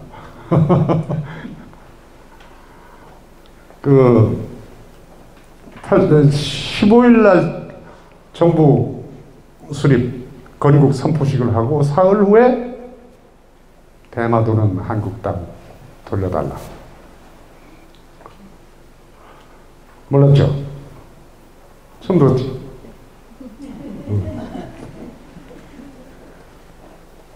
대마도는 윗섬과 아랫섬 두 섬으로 되어 있는데 일본이 수백 년 전에 지멋대로 강타했다. 그때 대마도의 주민들이 전부 일본 반일 투쟁을 벌여가지고 의병 투쟁을 했다. 그 비석들이 대만의 기념비들이 의병 기념비들이 지금도 있는데 많은 비석들을 동경박물관으로 다 가져가 버렸다. 그 비석까지 내놔. 대만에서 가져간 보물 책들도 많다. 그것도 내놔라. 플러스 36년 동안 한국에서 가져간 모든 국보, 문화재, 모든 재산, 전적이다 뭐다 아무튼 다 내놔라. 그렇게 요구를 해요. 그리고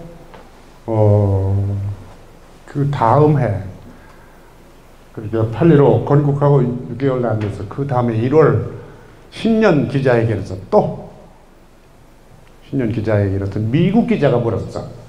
지금 한일 회담을 열어야 될 텐데 왜 안 하느냐 그러면서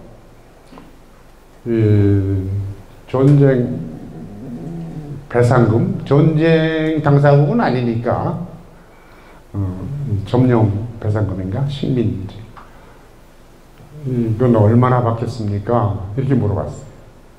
이승만 앞에. 이승만이 이것은 그 배상 기간을 언제로 잡느냐는 기산의 문제인데 내 욕심 같아서는 임진왜란으로 잡고 싶다. 임진왜란이면 몇백 년이에요? 300년 넘게. 임진왜란 때부터 손해배상을 해라. 그러면서 대마도 반환을 또 얘기했고. 그리고 그 해에 이제 한일회담이 처음 시작돼요. 미국 샌프란시스코 조약, 미국과 일본의 태평양 전쟁 강화 조약이죠. 전쟁이 끝났으니까 그거를 조약이 연결되고 그 조약이 발효되는 것이 그 다음에 4월이야. 4월에 발효될 테니까 이 조약이 끝나고 나서 이승만이 그 후속 조치를 취하죠. 뭐요?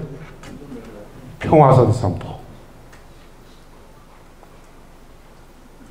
왜냐하면 미군 점령 시절에는 메가더 미군 유엔군 사령관이 일본의 왕이잖아요. 일본의 통치자잖아. 일본은 식민 지배하는 거지, 미국이. 일본 천황은 너는 이제부터 인간이다. 신이 아니다. 그렇게 격화시켜놓고.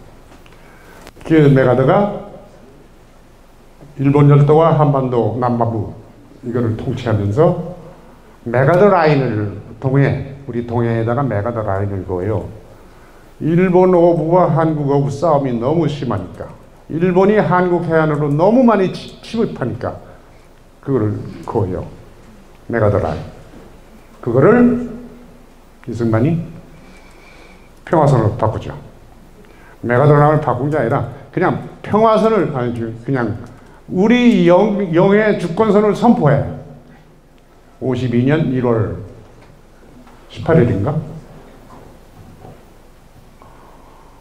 그러니까 그건 일본에서 이승만 라인이라고 그랬지. 그리고 철폐하라. 이건 불법이다.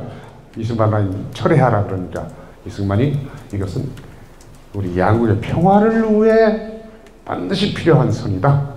그렇게 설명함으로써 평화선이 됐어요. 저는 궁금했던 게요.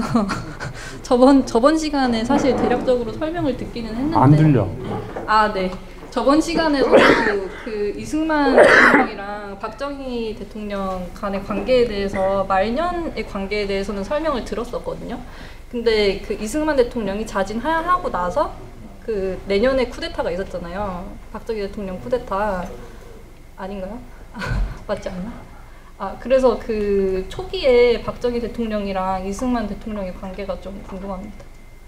초기? 무슨 초기? 박정희 대통령. 박정희 쿠데타 초기? 네, 초기나 중기 뭐 이렇게. 말기 얘기는 저번에 들었어가지고.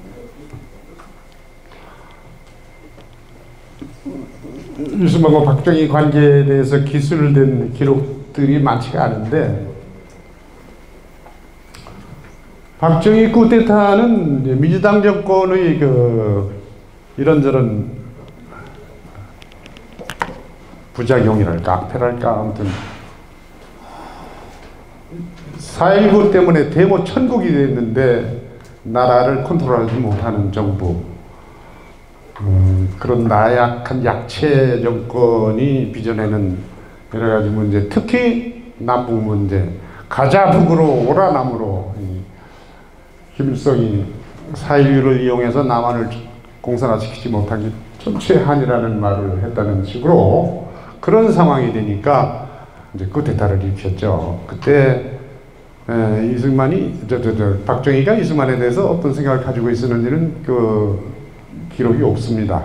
근데 이제 이승만이 하와이에 가 있을 때 귀국을 원하는데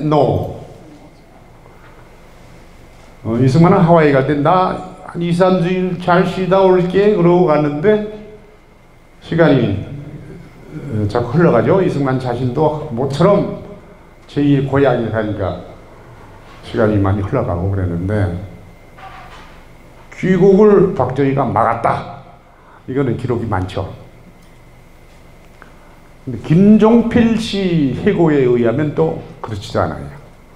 김종필 씨가 낸 책이 무슨 뭐더라? 해고로? 그 책에 보면은 62년도 박정희가 민간 이양하기 전이죠. 이승만 귀국 시켜라. 그래서 그런 지시를 받고 김종필이 그러니까 미국 여행하고 끝나는 때 하와이에 들러서 이승만한테 박정희가 준 2만 달러도 생활비에 보태쓰라고 주고 오시면은 귀국하시면 다 환영할 것이다 라는 말까지 하고 왔다고 이제 자기 썼는데 소위무답이라는 책이지. 근데 당시 미국 하와이에 있는 이승만 담당 의사가 지금 비행기를 탈 수가 없다. 응? 그래서 이제 이승만 귀국을 못했다. 그래 기록이 있고 또 이승만이 결세하셔가지고 귀국할 때의 박정희가 이승만에 대한 소감 이런 것도 기록이 좀 있죠. 이승만 대통령이 서울에 도착했을 때 김포공항에까지 박정희 대통령이 마중 나갔고 강요들 다 드리고 또 장례식 때 추도사를 대통령 추도사 박정희가 썼고 자신이 읽지 않고 정의원 국무총리가 대독했어요. 본인이 아니고 그런 정도의 이승만과 박정희의 커뮤니케이션 그런 것들이 있는데 상식적으로 생각할 때 4.19 이후 한 10개월 남짓해서 이제 쿠데타를 해서 집권했잖아요. 그때는 이제 혁명공약 6개항 그것이 실천 계획 짜기도 숨가쁜 바쁜 시절이니까 이승만에 대한 배려 이런 거는 생각도 없었을 거야. 그러고 또 하나 이제 자기가 혁명공약의 마지막에 의하면 그 민간 이양한다고 그랬잖아요. 민간이 정권을 이양하고 우리는 다 원대복귀하겠다. 그런데 원대복귀 안 하고 본인이 옷을 벗고 대통령 출마하잖아요. 정치에 나서 보니까 이승만이라는 존재를 어떻게 존재가 박정희한테는 어떤 식으로 다가왔을까? 그걸 우리가 상상을 해보면 알죠. 뭐. 박정희 고백은 없어. 진짜 자기가 한 말은 없는데 아무튼 당시에는 4.19 세대라고 있잖아요. 4.19 데모를 일으킨 주동 학생들을 4.19 세대라 그러는데 저도 거기 포함됩니다. 2학년 때 저 대학가 물리대 그 마로니에 광장에서 플라카드를 들고 나가서 데모를 했어요. 그 4.19 세대 눈치를 안 볼 수가 없어요. 정치권에서. 그 학생들 세대가 이제 뿔이 나가지고 엉덩이에서 뿔이 나가지고 혁명군 대접을 받았거든. 4.19 후에. 제가 그때 물리대 학생신문 기자였는데 2학년 때 농촌 계몽 그 르포 기사를 취재해서 쓰자. 경향신문이 의뢰가 왔어요. 그래서 경향신문 기자 자격으로 시골 계몽활동 하는데 이거 완전히 왕이야, 왕. 버스도 공짜, 식당, 설렁탕 값도 공짜, 여관비도 공짜야. 그게 대학생이었어, 당시에.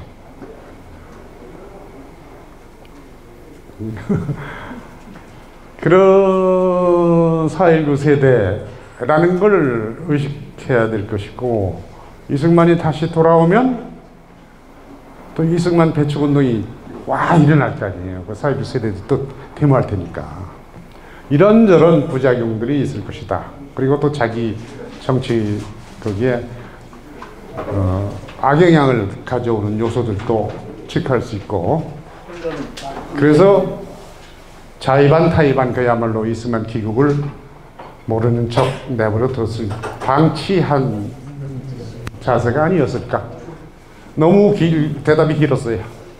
미안합니다. 그럼 혹시 이승만 대통령이 박정희 대통령의 경제 정책이나 이런 거에 대해서 막 논평을 하시거나 이런 거 없나요? 뭐라고? 이승만 대통령 뭐라고요? 이승만 대통령이 박정희 대통령의 그 경제 정책이나 이런 거에 대해서 평가를 한 자료 이런 건 없는 거죠? 이승만 대통령이 박정희에 대한 평가? 그 경제 정책이나 이런 거에 대해서 자료가 있는가? 이승만이 박정희를 어떻게 평가했느냐? 그거는 저희 대통령이 이승만 대통령에 대한 평가라기는 남로당 군인 박정희를 살려준 이승만. 그렇죠. 요것만 알고 계세요. 백선엽장 네. 제주 4.3 사건이 나고, 제주 4.3 사건은 언제죠? 48년 4월 3일 시작이죠? 사실은 47년인데, 그 제주 4.3 사건을 진압하라 명령했는데 그걸 어기고 들고 일어난 반란, 여수 순천 반란 사건은 10월입니다. 6개월 뒤에. 그때 군인들이 반란을 일으키니까 군 내부 남로당 공산분자, 색출, 숙청, 숙군 작업이 벌어지죠. 거기서 박정희 남로당 작전 조직 그거를 갖고 있는 박정희가 덜컥 들통나죠. 네? 그때에 이제 숙군 담당했던 김창룡 그리고 백선엽 국장 이 라인을 통해서 박정희가 구명이 됩니다. 얘는 똘똘하니까 살려주자. 그래서 그 형무대 백선엽 장군이 형무대에 보고하고 이승만 장군이 오케이. 이승만은 공산주의자는 콜레라.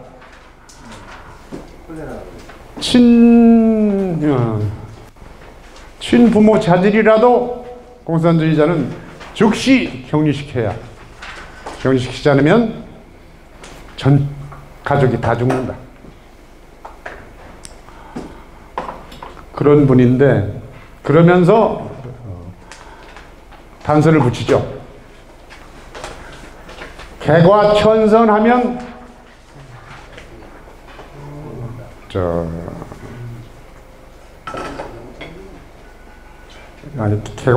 거꾸로다. 개과천선 안 하면은 이건 안 되고, 반성하는 사람이 있으면 포용한다. 이런 식이죠. 그 좋은 예가 조봉암이에요. 진짜 한국 공산당을 박헌영이 같이 창당한, 그리고 코민텔은 아까 얘기한 레닌의 민족회의 모스크바, 거기에도 박헌영이도 갔어요. 그래서 레닌을 만났어, 박헌영이도. 그런 골수분자인데 해방 이후에 박헌영을 비판하고 전향했다 그렇게 말했지만, 그 전향했다는 편지가 들통이 났어. 그 편지를 보니까 이건 전향은커녕 박헌영이의 몇몇 가지 잘못된 것을 지적해주면서, 이건 공산주의 이론에 의하면 커민텔은 지침에 어긋나니까 이거는 이렇게 고치자, 이런 식의 편지였어요. 그게 뭐냐면은 신탁 통치, 모스크바 삼상이 신탁통치 발표했을 때 1945년 12월이죠. 신탁통치를 발표했을 때 남한에 있던 우파들은 전부 일제히 반대했잖아요. 그때 남로당 박헌영이도 즉시 같이 반대했어요.